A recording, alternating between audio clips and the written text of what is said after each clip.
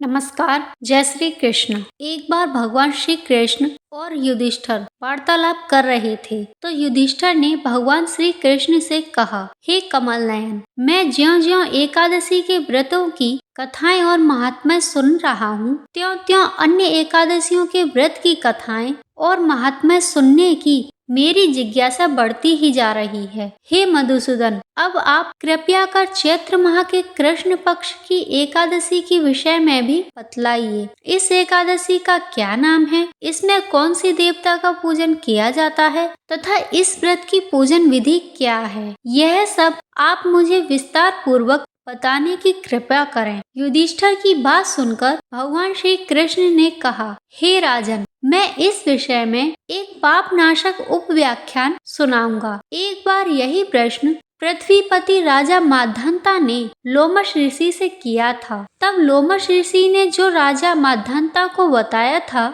वही मैं तुम्हें बताऊंगा। राजा माद्धाता ने धर्म के गुहूतम रहस्यों के ज्ञाता महर्षि लोमश ऋषि से कहा, हे ऋषि श्रेष्ठ, मनुष्य के पापों का मोचन किस प्रकार संभव है? कृपया कर कोई ऐसा सरल उपाय बताइए जिससे मनुष्य को पापों से सहज छुटकारा मिल जाए और मानव जाति का कल्याण हो सके। तब महर्षि लोमश ऋषि ने कहा, हे राजन, चैत्र महाकृष्ण पक्ष की एकादशी का नाम पाप मोचनी एकादशी है। इस व्रत के प्रभाव से मनुष्यों के समस्त पाप नष्ट हो जाते हैं। मैं तुम्हें इस व्रत की कथा एवं महात्म्य सुनाता हूँ, सो ध्यान पूर्वक सुनो। प्राचीन समय में चैत्रथ नाम का एक वन था। उस वन में अप्सराएं किन्नरों के साथ विहार किया करती थी। वन में सदैव वसंत का मौसम रहता था, अर्थात वहाँ पर सदा नाना प्रकार के पुष्प खिले रहते थे। कभी गंधर्व कन्याएं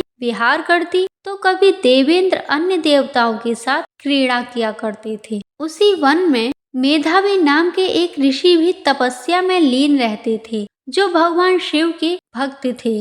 ऋषि तो भगवान शिव भक्त थे, लेकिन अप्सराएं शिवद्रोही कामदेव की अनुचरी थीं। एक बार कामदेव ने बदले और द्वेष की भावना से मेधावी ऋषि की तपस्या को भंग करना चाहा। अपने इस उद्देश्य को पूरा करने के लिए कामदेव ने मंजू घोषा नाम की एक अप्सरा को मेधावी ऋषि के पास भेजा। मंजू घोषा ने ऋषि को मोहित कर उनकी निकटता का लाभ उठाने की चेष्टा की, इसलिए वह कुछ दूरी पर बैठ बीड़ा बजाकर मधुर स्वर में गाने लगी। मेधावी ऋषि घूमते हुए उधर से जा रहे थे तो उस सुंदरी अप्सरा को इस प्रकार गायन करते देख कामदेव से परास्त होकर ऋषि बरबस मोह के वशीभूत हो गए। ऋषि की ऐसी अवस्था को देखकर मंजू घोषा बीड़ा रखकर उनके समीप गई। उन्होंने यज्ञों पवित्र तथा दंड धारण कर रखा था। महर्षि मेधावी मंजू घोषा के सौंदर्य पर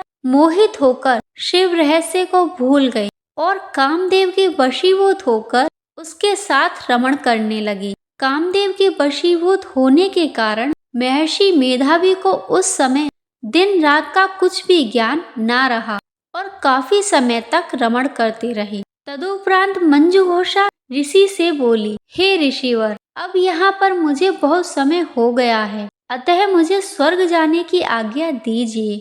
मंजू घोषा की बात सुनकर ऋषि ने कहा, हे मोहिनी, तुम संध्या को तो आई हो, प्रातःकाल होने पर चली जाना।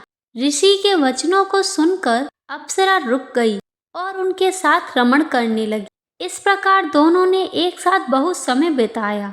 मंजू घोषा ने एक दिन फिर ऋषि से कहा, हे विप्र, अब आप मुझे स्वर्ग जाने की आज्ञा दीजिए।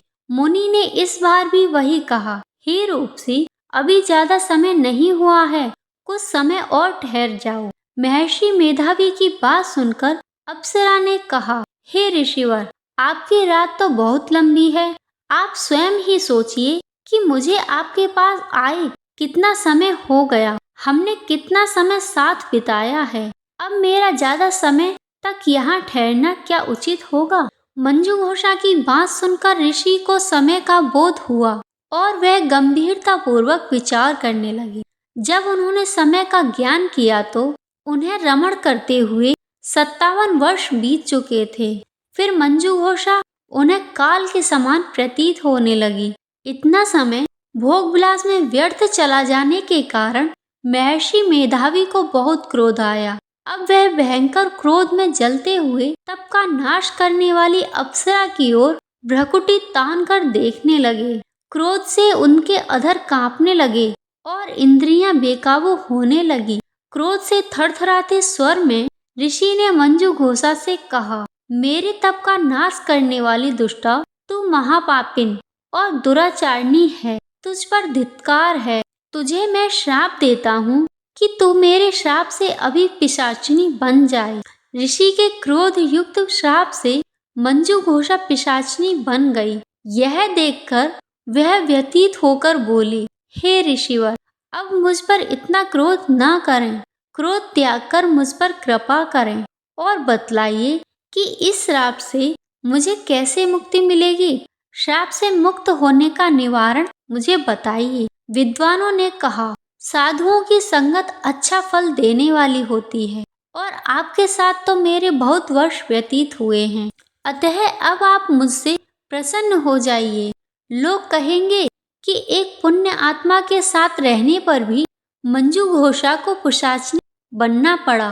मंजू घोषा की बात सुनकर ऋषि को अपने क्रोध पर अत्यंत ग्लानि हुई और अपनी अपकीर्ति का भय भी हुआ।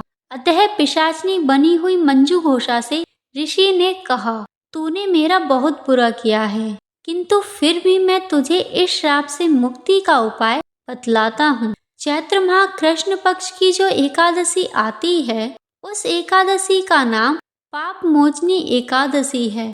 उस एकादशी का व्रत करने से तुझे पिशाचिनी देह से मुक्ति मिल जाएगी।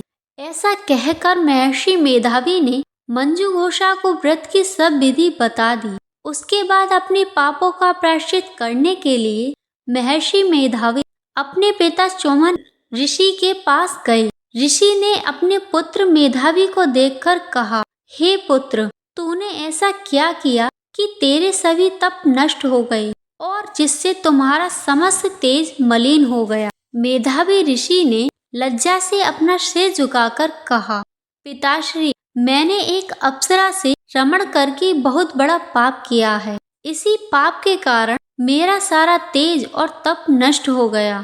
कृपया करके आप इस पाप से मुक्ति पाने का कोई उपाय बतलाइए। ऋषि ने कहा, हे पुत्र, तुम चैत्र माह के कृष्ण पक्ष की पाप मोचनी एकादशी का व्रत विधि और भक्ति पूर्वक करो। इससे तुम्हारे सभी पाप नष्ट हो जाएंगे।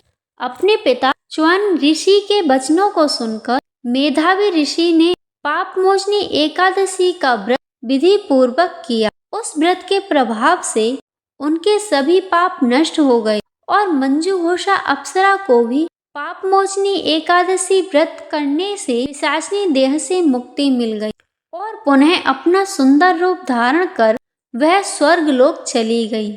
लोमश ऋषि ने कहा, हे राजन, इस पाप मोचनी एकादशी व्रत के प्रभाव से समस्त पाप नष्ट हो जाते हैं। इस एकादशी की कथा के श्रवण व पठन से 1000 गोदान करने का फल प्राप्त होता है। साथ ही इस व्रत को करने से ब्रह्म हत्या करने वाले, स्वर्ण चुराने वाले, मद्यपान करने वाले, अगम्य गमन करने वाले आदि भयंकर पाप भी नष्ट हो जाते हैं और अंत में स्वर्ग लोक की प्राप्ति होती है।